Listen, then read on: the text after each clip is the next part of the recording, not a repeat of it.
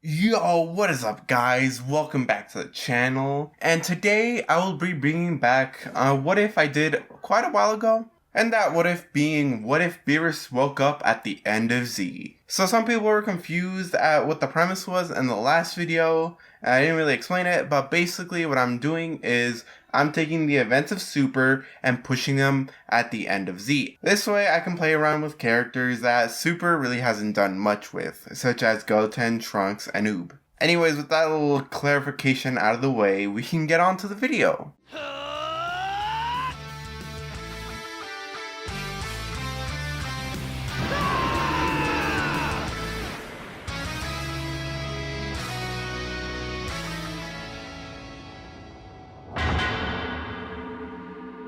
The remaining Frieza soldiers head towards Earth, and while on Earth they run into Pilaf and Shu, who help them collect the Dragon Balls, under one condition, that Pilaf gets one of the wishes. As at this point, I still think that Pilaf would want a ton of money. So they manage to collect all the 7 Dragon Balls thanks to the fact that they're easily able to get in and out of Capsule Corp. Once all 7 Dragon Balls are collected, they summon Shenron. The first wish is used to bring Frieza back, and since they have a second wish, they use it to bring back King Cold. From here, the Frieza Force picks up the little pieces of Frieza and Cold's body, and they leave Earth, and they begin to revive the Frost Demons. Soon after Frieza and King Cold are healed up, they state that they want to get revenge on those monkeys. However, they both admit that at their current power levels, they won't be strong enough, and they're gonna need to do some training. The idea of training just annoys them, but it's a necessary evil if they want to beat up these monkeys. So, Frieza, Cold, Tagoma, and Tsushima begin training. Tagoma and Tsushima would be beaten up to a pulp and then placed into healing tanks to, heal up.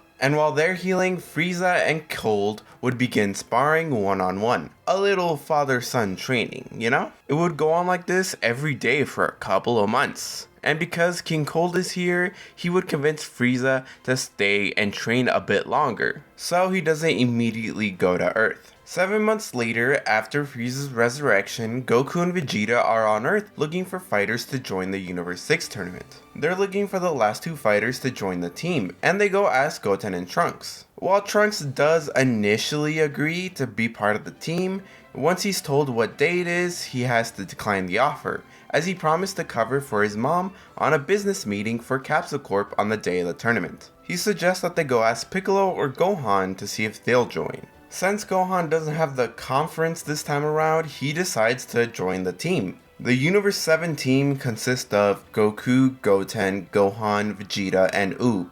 While Goku and Vegeta are training inside the hyperbolic time chamber, Gohan and Goten help Oob study for the test that's coming up. Anyways, 3 days later, the gang hops into Whis' cube and Trunks sees them leave. Let's get forward to the written test where Goku and Oob are the only ones to just barely pass. Gohan and Goten would clearly get the highest scores here. I mean, after all, Chi-Chi did want them to become scholars, so of course they would get the highest scores, and Vegeta would pass no problem. Now let's get on to the fights. After playing some rock, paper, scissors, Oob is the first one to bat. Oob's first fight is still Botamo, and he does have a bit of trouble with Botamo, thanks to Botamo's little quirk that you can't really hurt him. With a bit of Gohan's help, Oob quickly figures out Botamo's weakness, and just like Goku, he pushes Botamo over and drags him off the stage. Up next is Frost, and Oob does hold his own against Frost somewhat. Frost is clearly the stronger one, however, thanks to Goku's and Whis' training, Oob is able to actually keep up and deal some amount of damage. Oob even tries grabbing Frost by the horns and tossing him out.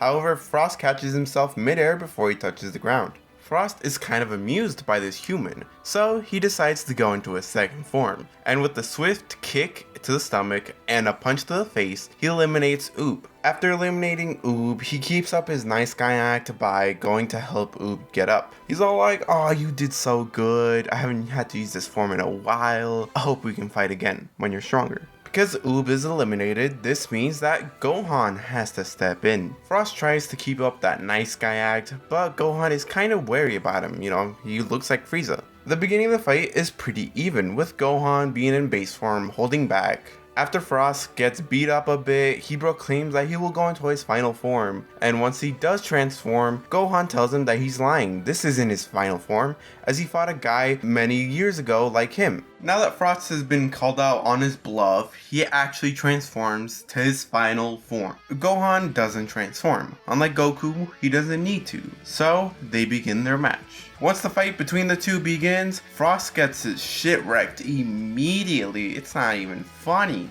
Gohan has the upper hand for most of the fight, until Frost lands that goddamn poison needle. As soon as the poison starts to take effect, Frost swiftly kicks Gohan out of the arena. Pan and Videl quickly fly over to check on Gohan and ask him what's wrong. He was doing so good. What happened? Frost also comes over trying to act all nice, like, hey, good game and all that, you know? Because Gohan was eliminated, this means Goten is the next one to face off against Frost. And before he enters the arena, Gohan tells him to be careful as Frost is up to something. He thinks Frost might be cheating, but he doesn't know how. Goten tells him not to worry, as he's got this. When his fight with Frost begins, he begins by going Super Saiyan almost immediately and attacking Frost. Frost is giving another pretty bad beatdown by Goten this time, so it's just not Frost's day. However, Frost is starting to get annoyed and tries to use his needles again. However, Goten manages to grab his arm before he can hit him with the needle. Goten even notices the needle, but before he can say anything, Frost hits him in the leg with the needle on his tail. As soon as Goten loosens up his grip, Frost throws Goten out of the arena. As Frost is being announced the winner, Jocko stands up and is like, this man cheated, he's been using needles to stop everybody. Once Goten can speak again, he agrees with Jocko and like he also has needles on his tail and his arm. Because of this revelation, Goten is allowed to continue fighting, and Gohan is reinstated so he can fight later. Goten's fight with Vegeta plays out like Vegeta's fight. The only thing is Goten would have to overpower Vegeta, because I don't really see him being the type to insult people to their faces, although I could be completely wrong. Because of his victory against Vegeta, he goes on to face off against Kaba. When they step into the ring, Goten tells him that since they're both Saiyans, they don't need to hold back. Kaba, with an excited expression on his face, says that of course he won't be holding back. The match begins with Kaba rushing towards Goten just to disappear right in front of him and reappear behind him. Goten quickly dodges any attacks Kaba tries to hit him with, and after a few instances of the two clashing, Goten tells Kaba to transform into a Super Saiyan. Kaba obviously responds that he doesn't know how to transform. Goten tries to get Kaba to go Super Saiyan, but after failing a bit, Goten expresses that Super Saiyan just came easy to him as a kid. He then suggests for Kaba to concentrate his ki into his back. And I know that despite the fact that the back tingle explanation is really stupid, Gotenks in Fighters kinda not really explains it the same way to Nappa. It's really easy. You just need to go, and then you go, ha! And then boom! You're a Super Saiyan. Yeah. Then you just take all that power inside and you make it go whoosh! Now that I figure that he'd be older, he'd be able to actually explain it better. Kaba concentrating his ki into his back unlocks his Super Saiyan form. As a side note, I could totally imagine while Goten is giving this explanation, Pan and Bola are on the sidelines, on the bleachers, trying to also do it, but because they're, little kids, they don't know how to do it exactly. After Kaba goes Super Saiyan, these two have an all-out Super Saiyan battle, with Goten having the lead in most of the fight. The fight ends with Goten telling Kaba to continue training, and he hopes to fight him someday again, before going Super Saiyan 2 and chopping Kaba's neck, knocking him out. His next match is against the one and only legendary assassin Hit, and unfortunately, I don't see him winning this fight, mainly due to the fact that he doesn't know anything about the time skip and how it works. Because Goten would eventually get eliminated, Vegeta has to step up and fight Hit next, and it would somewhat play out similar to in canon. The difference is that Vegeta would last longer, because he is a little stronger than in canon, and he saw how Hit fought, meaning he would have some knowledge of how to fight against Hit. Goku and Gohan would get the explanation of the time skip while Vegeta gets the hell beaten out of him. Goku and Gohan would take this time to talk about their strategy to take out Hit. And once Vegeta finally gets taken out, Gohan steps into the arena. His fight with Hit plays out similar to Goku's in canon, where base Gohan gets beaten up until he can start predicting Hit's movements. Once he does get the hang of Hit's movements, unlike Goku, he doesn't tell him, he wants to have the complete advantage here. However, Hit isn't stupid, so he does eventually realize that Gohan can predict his movements. So he tries to mix it up on Gohan, make his movements less predictable, and tries to increase his time skip duration. Because Hit's increasing his time duration, Gohan decides to power up to Ultimate and have one final clash with Hit. Both of them are pretty evenly matched, but each time their fists clash with each other, it cracks the air dome. They're putting out some strong shockwaves each time it happens. Eventually, Gohan uses the Masenko to blast Hit into the dome. Not only does it break the dome entirely, but Hit lands outside of the arena. Whis and Vados quickly repair the dome so no one suffocates. Shortly after Gohan is declared the winner, Zeno shows up. He says he had a lot of fun watching, maybe next time he'll make his own tournament with all the other universes. Goku then steps in saying that would be awesome, and then maybe he'd get his chance to fight Hit himself. Zeno then confirms that yes, he will eventually do that. That sounds really cool. After this, they make the wish on the Super Dragon Balls, which really doesn't change much. Beerus is still a nice brother and gives Champa his Earth back. Once they make the wish, Universe 7 heads home. On the way there, Broad tells Mai that she can't wait to tell Trunks about all the aliens and fights they watched. Mai tells her that Trunks would love to hear him. However, when they arrive at Capsule Corp, they see it in ruins. They see Frieza soldiers blasting West City all to hell. Vegeta and the other Z fighters quickly take down all the soldiers before asking what they're doing here. None of them gave a clear answer.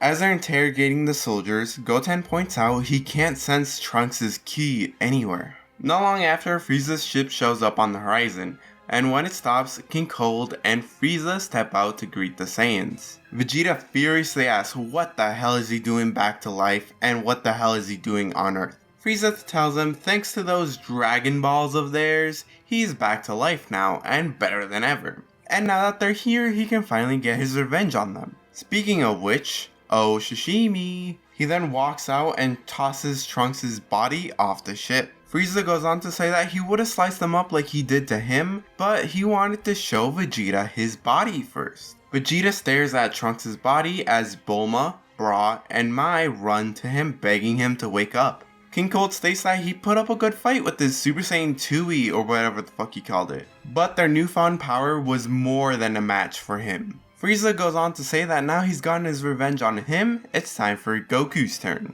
However, Vegeta interrupts him, screaming that he's gonna kill him as he powers up to Super Saiyan 2. He flies straight towards Frieza, punching him into the gut, sending him straight into a building. He then proceeds to blast the hell out of him. Vegeta prepares a final flash to kill Frieza on the spot, but he is stopped when Cold kicks him away. He tells Vegeta to wait his turn, as his son is here for Goku, and after he's done with him, your death will come shortly after. Frieza angrily rises from the rubble, telling his father that it looks like they underestimated how much stronger the Saiyans have gotten. Cold responds, no matter, with their new power, it will be more than enough to kill these monkeys. With a smirk on his face, Frieza proceeds to turn golden, and in response to this giant increase in power, Vegeta shows them blue. Frieza still makes his comment about it being Super Saiyan with blue hair dye, however Vegeta is unamused by this joke and immediately goes to punch Frieza in the face. This fight between them is far more even and brutal than the fight they had in Resurrection F, as both Vegeta and Frieza are fighting to kill. As they fight, King Cold turns his attention to Goku, asking if he really was the Saiyan who defeated his son on Namek. Goku nods in response, which makes King Cold angry. He says that he will not allow his family to be humiliated like this. I won't kill you because that privilege belongs to my son. I will, however, show you pain far worse than the hell I've experienced for all these years. Turn into whatever you want because after this, you'll be in the pits of hell. So Goku turns blue and King Cold goes golden. These two then start duking it out, with Goku having a slight edge in the fight. Meanwhile, Gohan and the others are fighting off the Frieza Force, which isn't really hard for them. Even with Togama and Sashimi, they just get tossed around, especially since Gohan, Goten, and Piccolo have been training together, so they would work well as a team. After pretty much all the grunts are taken care of, they all sit back and watch the fights, waiting just in case they have to jump in. Unfortunately for the Saiyans, Goku still gets hit by Sorbet's laser, and this allows King Cold to go help take down Vegeta. Frieza and King Cold pick up Goku and Vegeta's really beaten up bodies and take them to the Z Fighters. They drop the bodies in front of Goten and Trunks, asking who's next. As Gohan and Goten get into a fighting pose, they sense two abnormally high power levels skyrocket. When they turn around, they see an enraged Pan and Bra who put out their hands and shoot a combined blast at Frieza. Realistically, this doesn't really do anything to Frieza, except help him decide who his next target is. Frieza aims his finger at the girls and shoots a death beam. Luckily for the girls, the only one who's fast enough to react is Vegeta, who gets up and stands in front of the death beam, taking the full force of the beam. This only serves to piss Gohan off even more.